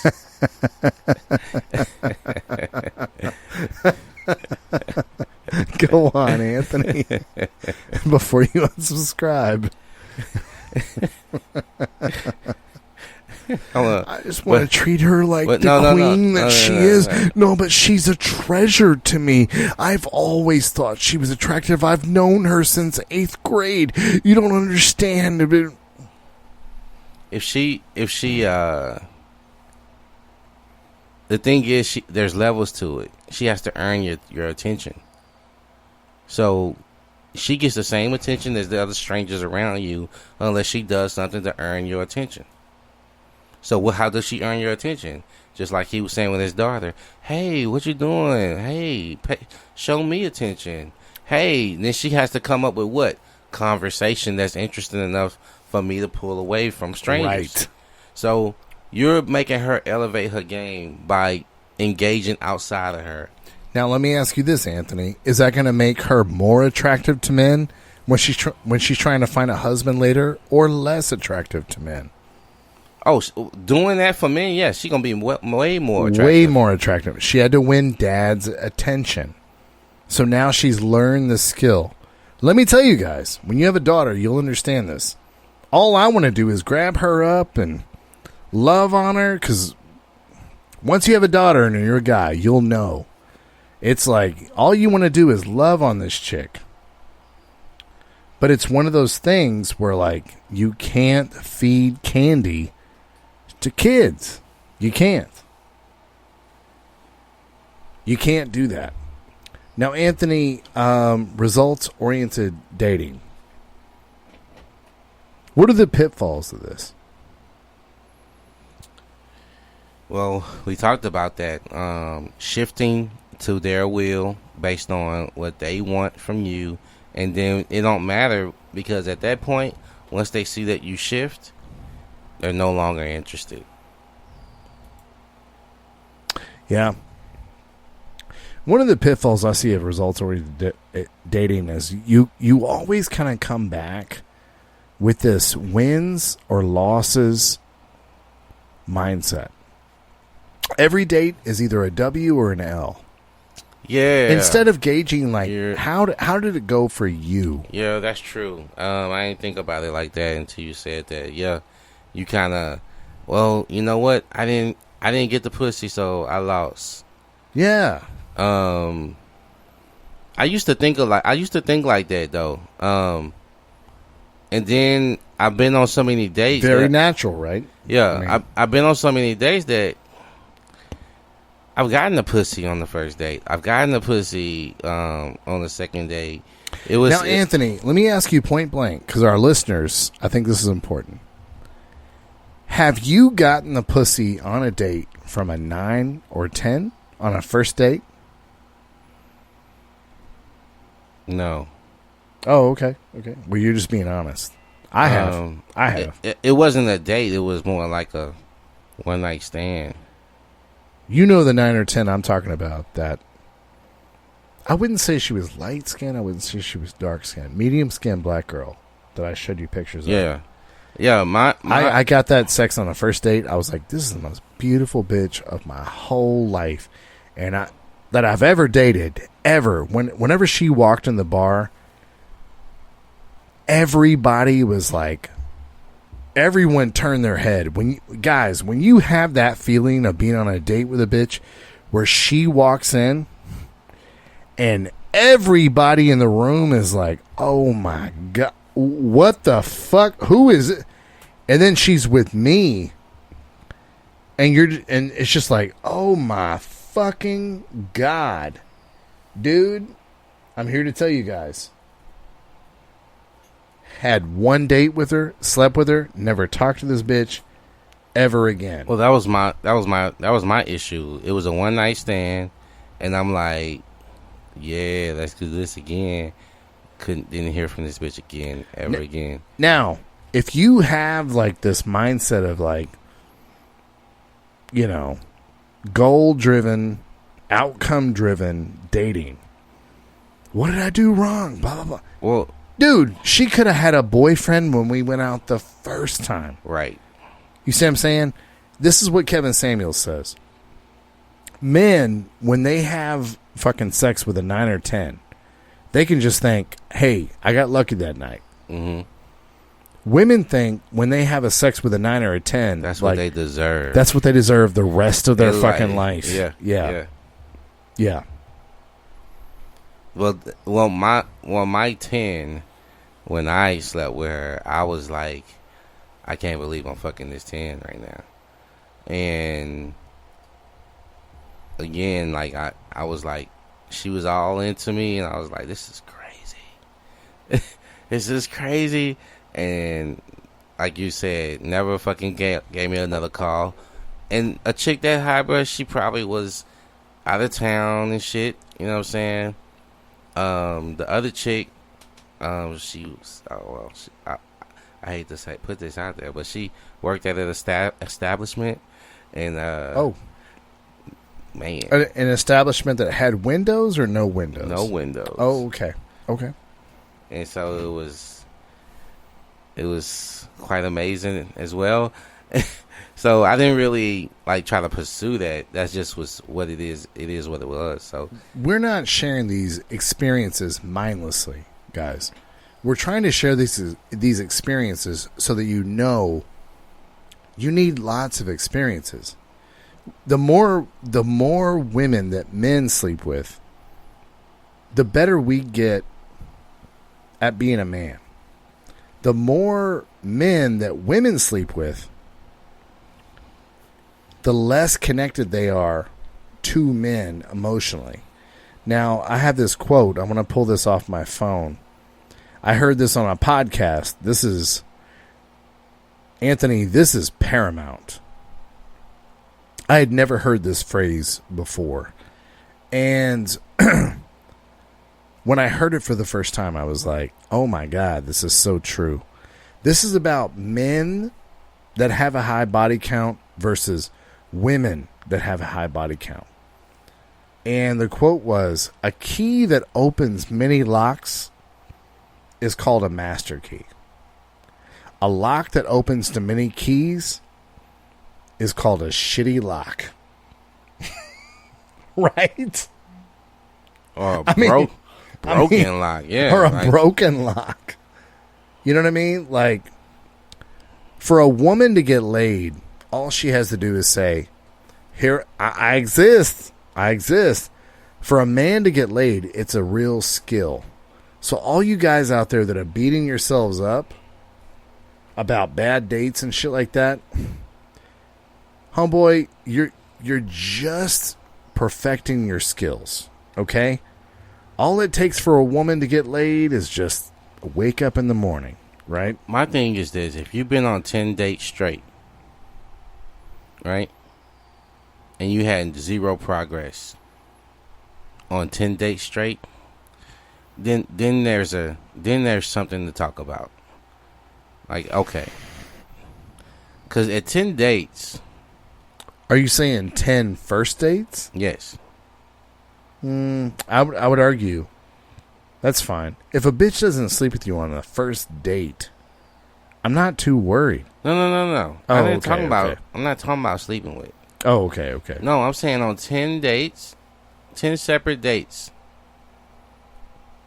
Like, consistent back-to-back dates. Not over a fucking year.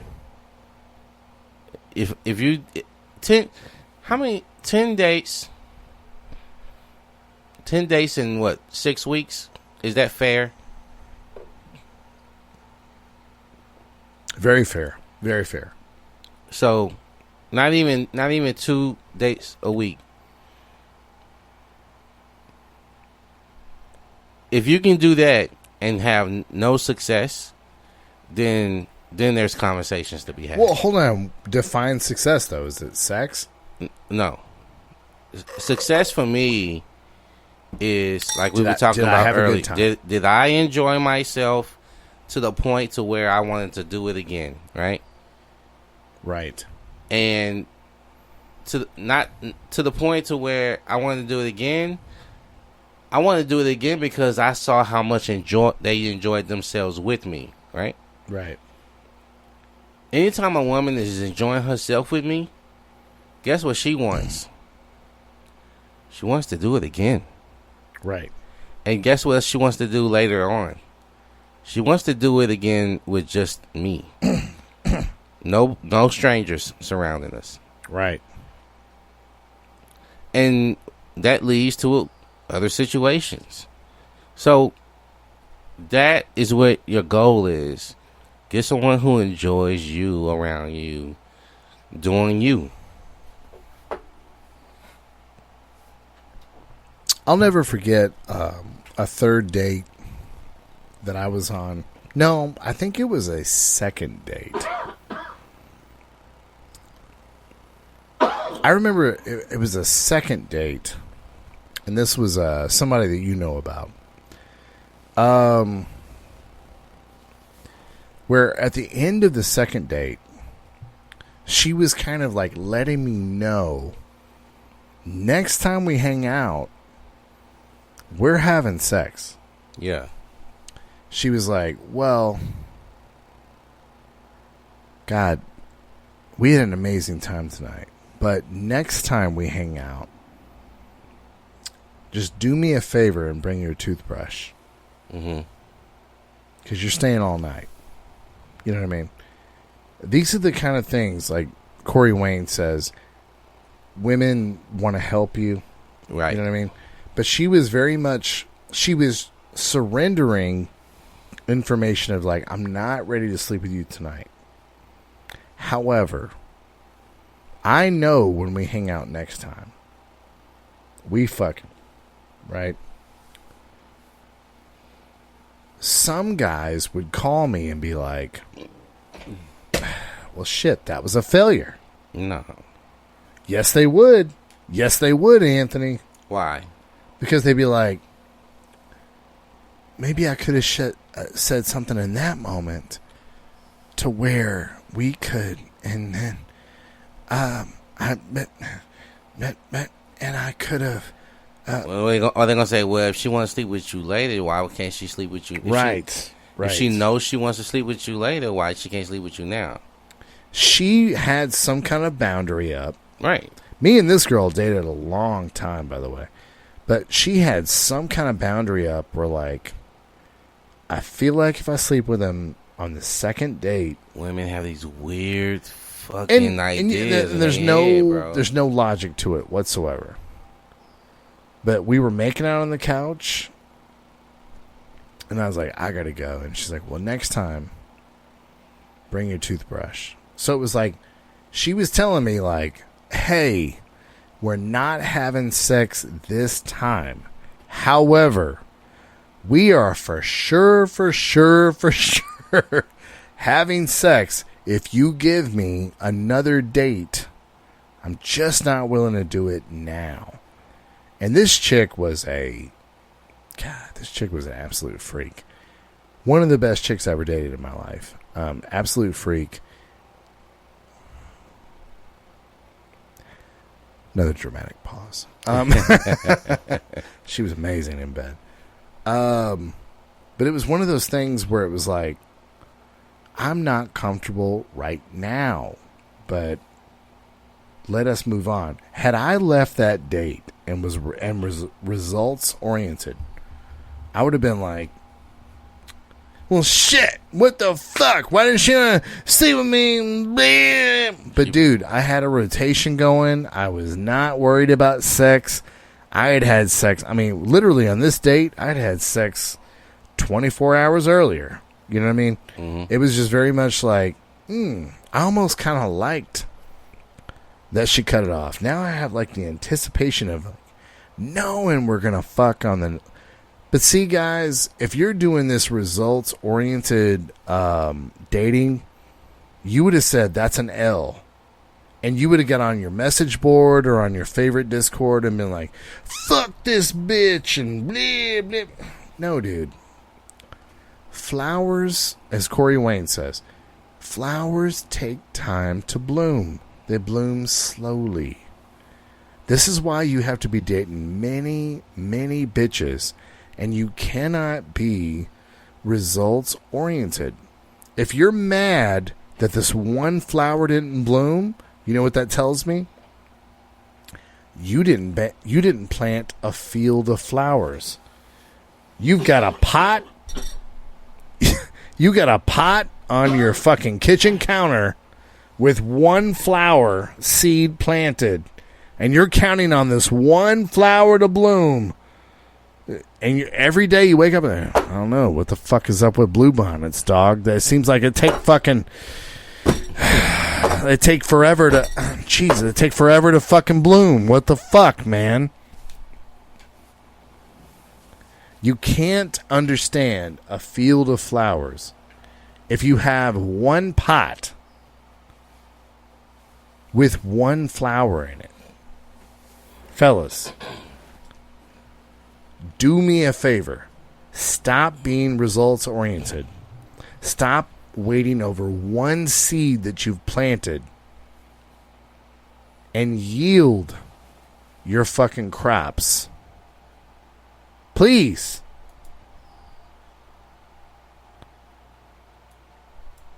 Please, God, yield your crops.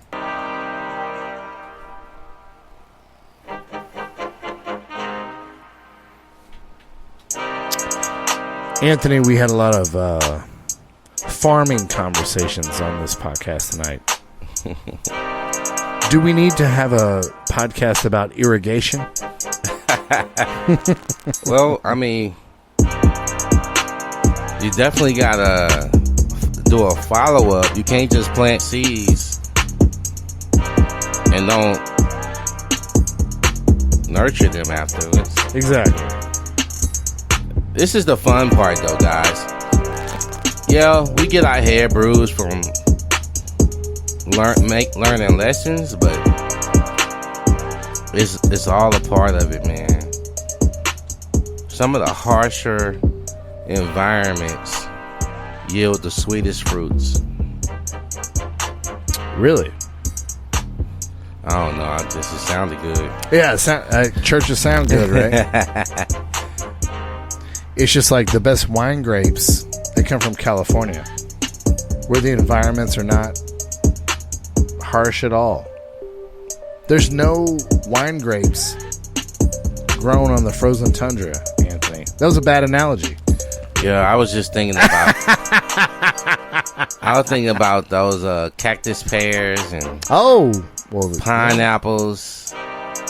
Pineapples? Yeah. Yeah. Anthony, where can they find us on the web?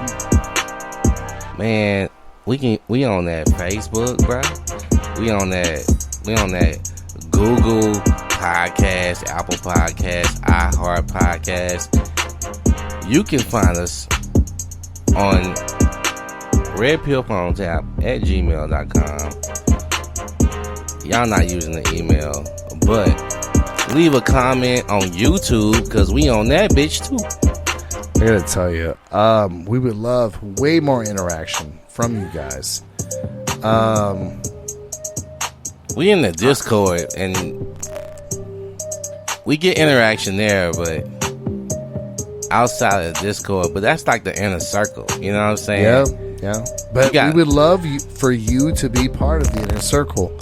we can only get better as men if we communicate with each other. I mean, we're starting kind of our own, like, Mason's group, aren't we? Yeah. Well, I love the group because we learn a lot from each other, and we're able to expose some of our weaknesses, right? Sometimes we get caught up in the echo chamber, and then somebody's like, hey, did you think about it this way? Or you're thinking about it a different way than you should. And then we're like, oh, you're right. And then we have to reappropriate the echo chamber. And it's a whole process, people.